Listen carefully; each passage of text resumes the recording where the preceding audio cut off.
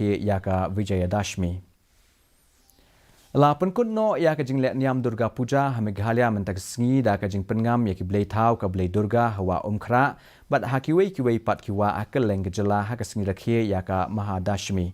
La pelong shibun ki program halo ki riti ki dostor hakeleng ki jaka ha gejala da ki Durga Puja Committee nalo ka jing Penbet ki board district ha ka bayadai bat ka jing shingan.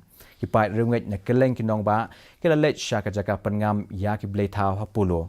Haba keren bak kinong patai khubor u President ka Central Puja Committee unaba batacharji ula ong ba ka Durga Puja ka penpau Iaka jing job ka bahaya ka basniu pan be no Iaka jing dum da ka jing shai ai ba ki jing kerkhu ka Blei Durga kan long bat ki brio baro hakajela hagajuk kapor hajuai ki runget naka sarbajanin kilami pat ba bani shimbenta Iaka jing Pynngam ka Bleithaw halenter ka wa mentedu ki Bleithaw na shift mandir complex lara Iaki ha ka jingya lenti bakhado hado hasuntuk siar.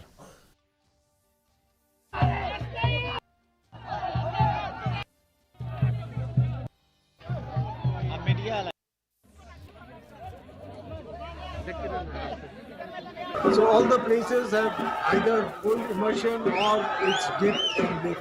Immediately after dumping, you can see that barricade. The idols are not allowed to go, and as you know, idols are mostly made of mud, earth. We are not allowing artificial dyes.